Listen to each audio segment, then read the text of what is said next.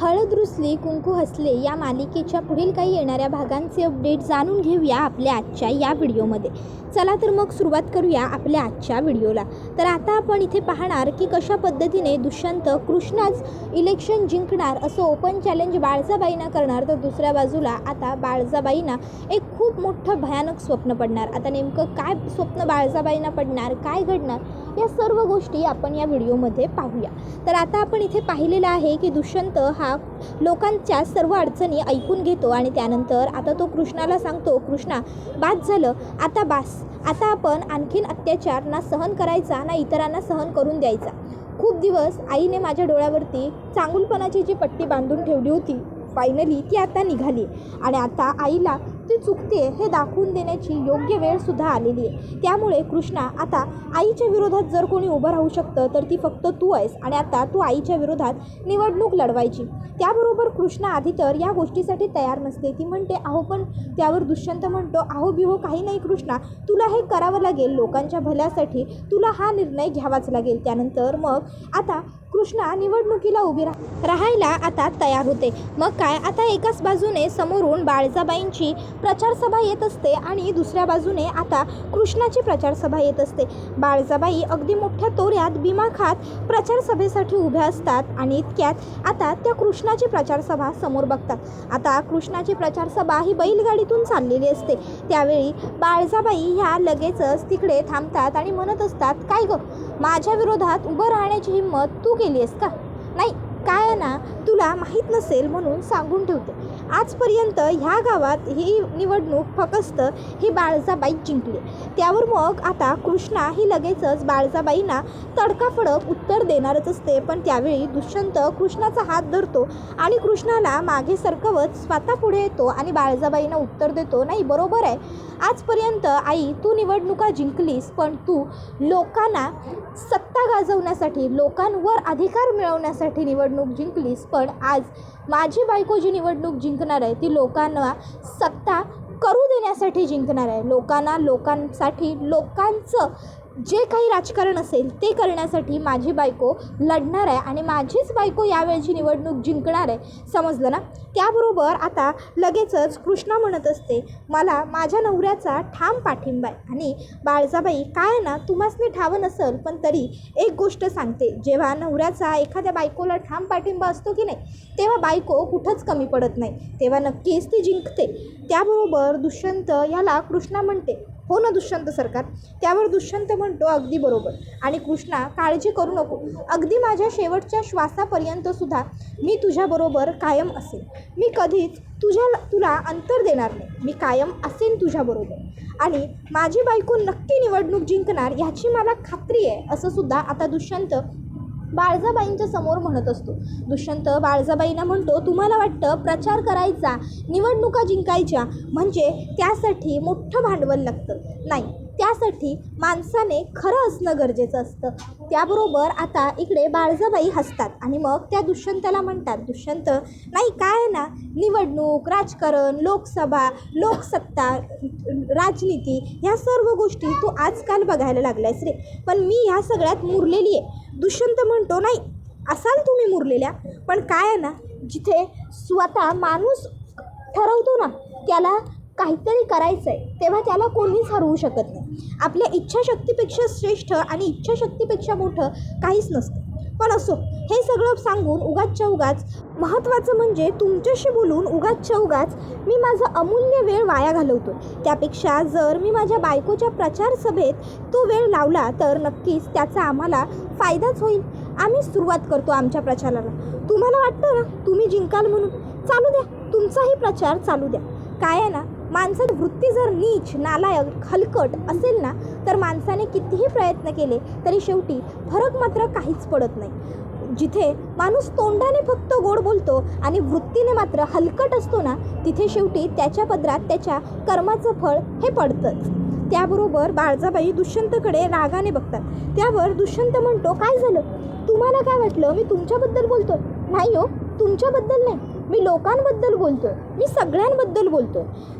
असो, निघतो आम्ही. आणि मग त्यानंतर दुष्यंत, कृष्णा आणि संपूर्ण प्रचारसभा तिकडनं निघून जाते.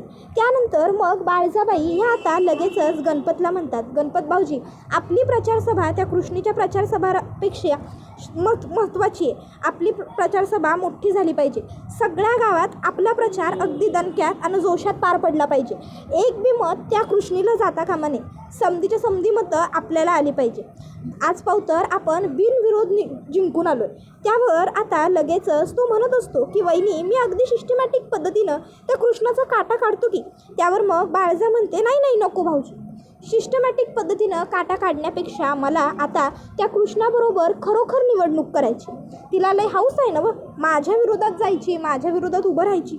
मग तिला कळू दे की म्या कोण आहे ते, असं आता बाळजाबाई म्हणते. त्याबरोबर इकडे दुष्यंत आणि कृष्णा हे सुद्धा त्यांचा प्रचार अगदी जोशात जोमात करत असतात. आता दुष्यंत आणि कृष्णाकडे एवढं भांडवल नसतं प्रचार करण्यासाठी किंवा प्रचार सभा भरवण्यासाठी. मग आता गावातली लोकंसुद्धा त्यांना मदत करत असतात. दुष्यंत आणि कृष्णा त्यांच्या परीने त्यांना जमेल तितकं सगळं उत्तम करण्याचा प्रयत्न करत असतात. आणि गावातली लोकंसुद्धा दुष्यंत आणि कृष्णाला चांगल्या पद्धतीने साथ देत असतात.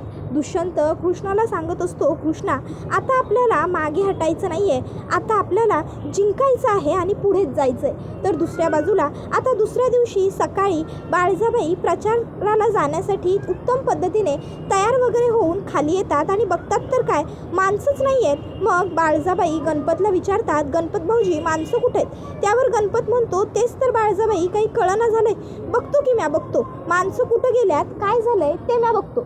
मग गणपत आता लगेचच त्यांच्या सोर्सला विचारतो आणि आता सोर्सकडून कळतं की सगळी लोक ही कृष्णाच्या प्रचारसभेला गेलेली आहेत. आता ही गोष्ट गणपतला कळल्याबरोबर गणपतला आता बाळजाला हे सगळं कसं सांगावं हे सुचत नसतं. बाळजा विचारते, गणपत भाऊजी काय झालं? त्याबरोबर मग गणपत सांगू लागतो, ते काय ना बाळजाबाई, नाही म्हणजे म्हणजे त्या कृष्णानं समध्या लोकांना आपल्या विरोधात भडकवलं आणि लोकांना त्यांच्या बाजूनं करून घेतलं. त्याबरोबर आता मैनावती म्हणत असते, बापरे, म्हणजे ह्यावेळी बाळजाबाई हरणार आणि ती कृष्णा जिंकणार असं काही तर होणार नाही ना व? नाही म्हणजे म्या तर जे चित्र दिसायलंय त्याच्यावरूनच बोलायलोय की. आता बघताय ना व, समधी लोक त्या कृष्णाच्या प्रचारसभेला गेली. आज पाहू तर असं कधी बी घडलं नव्हतं. बाळजाबाईंची प्रचारसभा केवढी दणक्यात आणि थाटामाटात पार पडायची आणि आज बाळजाबाईंच्या प्रचारसभेला लोक नाही म्हणल्यावर मग हे असले विचार मनात येणार नाहीत का? त्याबरोबर बाळजाबाई म्हणतात, मैनावती तुझ्या मनात नेमकं काय काय यायलंय आणि काय काय नाही की नाही ते आमासनी बरोबर ठाव आहे, पण तुझ्या मनाला आवर घाल. आणि गणपत भाऊजी तुम्ही लोक आली नाही म्हणून आपलं काय अडत नाही. तुम्ही एक काम करा, तुम्ही बाहेरनं लोक बोलवून घ्या. काय बी झालं तरी आपली प्रचारसभा थांबवता येणार नाही. आपल्या गावातली माणसं घावत नसतील तर बाकीच्या उरलेल्या 4 गावातनं माणसं बोलवा आणि तिकडच्या माणसांकडनं आपण आपला प्रचार करून घ्यायचा. पण प्रचार करून घ्यायचाच. काय बी झालं तरी पक्षाला वाटलं पाहिजे बाळजाबाईंचं वजन होतं आणि बाळजाबाईंचंच वजन आहे. ह्या गावातली निवडणूक जर कुणी जिंकू शकतं तर ती फक्त ही बाळजाबाई रांगडे पाटील आणि मला कुणी भी हरवू शकत नाही. चला गणपत भाऊजी तयारीला लागा. त्याबरोबर मग गणपत म्हणतो, होय होय होय बाळजाबाई, तुम्ही काही काळजी करूच नका.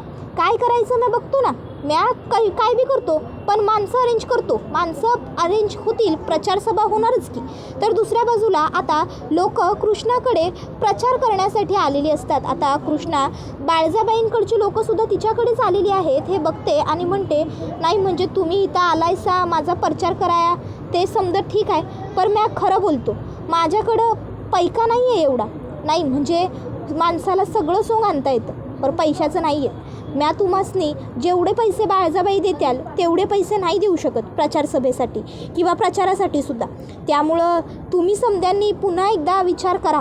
तुम्हाला समध्यासनी माझ्या बाजूनं नक्की उभं राहायचं आहे नवं? नाही, कारण मला कुणाचं बी नुकसान करायचं नाही. उगाच म्या खोटी आश्वासनं देणाऱ्यांपैकी नाही आहे. त्यामुळं म्या जे काय असेल ते तुम्हासनी खरं सांगायलो. माझ्याकडे एवढा पैसा नाही आहे बाळजाबाईन इतका.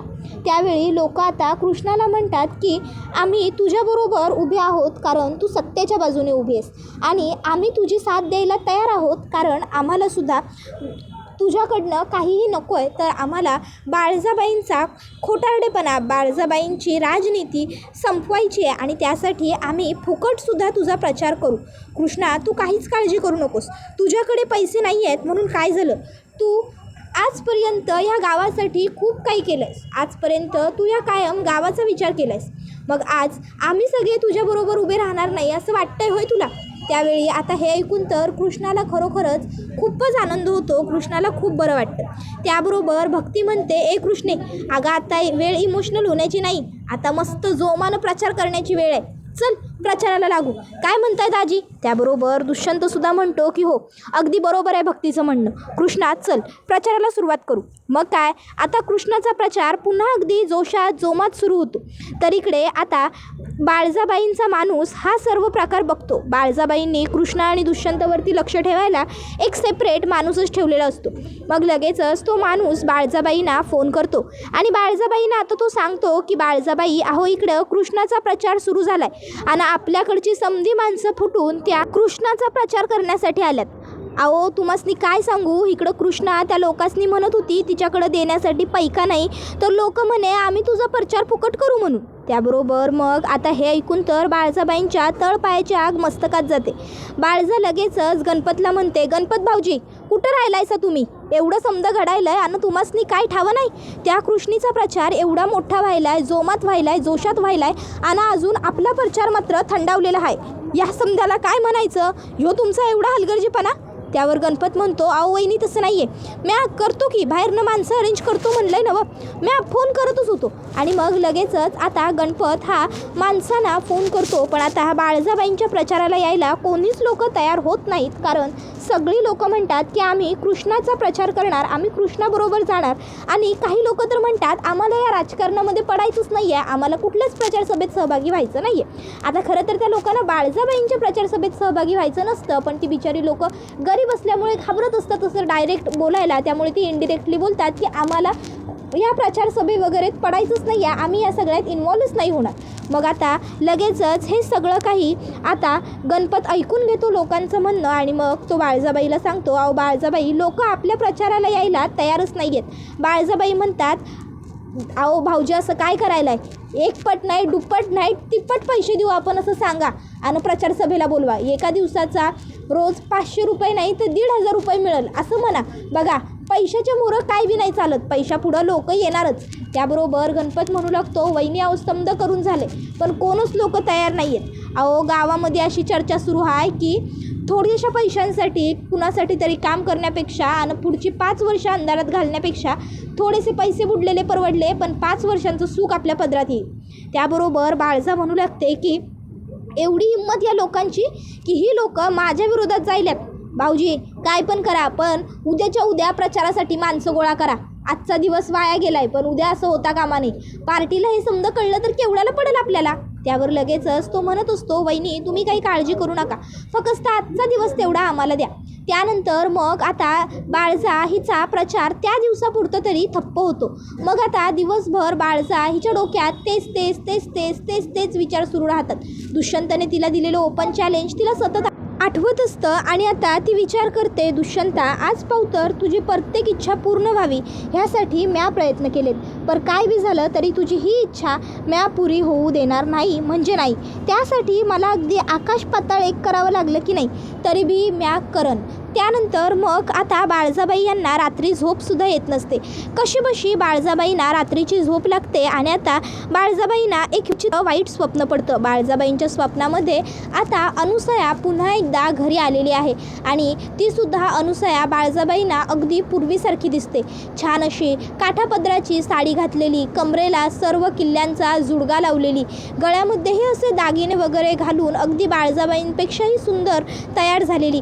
आणि अनुसयाला दुष्यंत आई म्हणत असतो आणि अनुसया दुष्यंतला माझा मुलगा आहे असं म्हणत असते. आणि आता त्या दोघांचं अगदी सगळं छान सुरळीत सुरू असतं आणि अढळराव हे त्यांना म्हणतायत की माझं कुटुंब एकत्र आलं, आता माझं सगळं व्यवस्थित झालं. त्याबरोबर अनुसया म्हणत असते की नाही, आणखीन एक महत्त्वाचं काम बाकी आहे आणि ते म्हणजे तुमची ही कधी कामाला न पडलेली बायको घराबाहेर काढणं. त्याबरोबर आता बाळजाबाई ही दुष्यंतला म्हणत असते, दुष्यंत अरे काय बोलतोयस तू हे, ती कोण कुठची बाई, अरे मी तुझी आई आहे, मी तुला जन्माला घातलं आहे. त्याबरोबर दुष्यंत बाळजाबाईंना सांगत असतो की तुझ्यासारख्या बाईच्या पोटी जन्म घेतला ही माझी चूकच झाली, हे माझ्या हातून पापच झालं. जर म्हणजे जन्मसुद्धा आपण कोणाच्या पोटी घ्यायचा हे आपल्या हातात असतं तर मी तुझ्या पोटी जन्म घेणं टाळलंच असतं. आणि आता माझी आई जे म्हणाली आहे ना तेच बरोबर आहे, तुला घराबाहेर काढलंच पाहिजे आणि आता आम्ही तुला घराबाहेरच काढतो. त्याबरोबर बाळजाबाई आता हातापाया पडत असतात आणि सांगत असतात की नाही नका नका असं करू, मला घराबाहेर नका काढू, मला घराबाहेर काढलं तर मी कुठं जाऊ, काय करू, माझं तुमच्या सगळ्यांशिवाय कोण आहे, अरे मला दुसरा कुठं आधार घावल, असं घराबाहेर नकार काढू मला, मी तुमच्यामुळं हात जोडतो, पदर पसरतो, पाया पडतो वगैरे वगैरे. बाळजाबाई खूप काही बोलत असतात. दुष्यंत म्हणतो आई ह्या बाईची नाटकी उगाचच्या उगाच आता मला सहन होत नाही आहेत, तू लवकरात लवकर हिला घरातनं बाहेर काढून टाक. जर तू काढत नसशील, तुला हे काम जमत नसेल तर राहू देत, मला सांग, मला जमल, मी या बाईला हाताला धरून घराबाहेर काढतो, नाहीतर कृष्णा आहे ना, कृष्णा या बाईला हाताला धरून घराबाहेर काढेल. कृष्णा आत्ताच्या आत्ता ह्या बाईला घरातनं चालती कर. त्याबरोबर कृष्णा आता बाळजाबाईंचा हात पकडते आणि म्हणते ह्याच तर प्रसंगाची वाट बघत होतो म्या. आणि ती आता बाळजाबाईंना हाताला धरून घराच्या बाहेर काढत असते आणि ती आता बाळजाबाई जोरात ओरडत उठतात नाही. त्याबरोबर आता अढळरावसुद्धा उठून बसतात आणि काय म्हणतात, काय होय, नाही नाही होय होय म्हणायचं आहे तुम्हासनी, वाईट सपान वाईट नाही हो, चांगलं सपान पडलं खरं तर तुम्हासनी, तुमच्यासाठी वाईट आहे ते सपान, पण माझ्यासाठी, कृष्णीसाठी, दुष्यंतसाठी, या संपूर्ण गावासाठी ते सपान लई चांगलं आहे. काय दिसलं बरं तुमच्या स्वप्नात, मी सांगू होय तुम्हासनी तुमच्या स्वप्नामध्ये दिसलं का कृष्णा तुमच्या विरोधात उभं राहून निवडणूक जिंकून आली आहे आणि मग गावातली तुमच्या हातातली समधी सत्ता कृष्णाच्या हातात गेली आहे आणि कृष्णा ह्या गावावरती राज्य करते आहे, बरोबर ना? हेच दिसलं असेल की तुम्हाला तुमच्या स्वप्नात. आणि लक्षात ठेवा तो दिस फार काही दूर नाही. ते म्हणतात ना गोडा मैदान लांब नाही, तशीच गत आहे, गोडा मैदान काही लांब नाही. बघालच तुम्ही काय बी झालं तरी निवडणूक कृष्णाच जिंकणार आणि निवडून बी येणार. त्याबरोबर आता बाळजाबाई म्हणू लागते ओ ग बसा, देवानं तोंड दिलं आहे म्हणून प्रत्येक वेळी फुकट बोलतच राहायचं असं काही नसतं. नाही काय आहे ना, काही लोकांना फक्त बसून ऑर्डरी सोडायची सवयच असते फुकट्यागत. त्या लोकांनी काही कामधंदे नसतात ना त्यामुळे. पण जी लोक कष्ट करतात की नाही, काम करतात की नाही, त्यासनी ठावं असतं काय घडणार आणि काय नाही.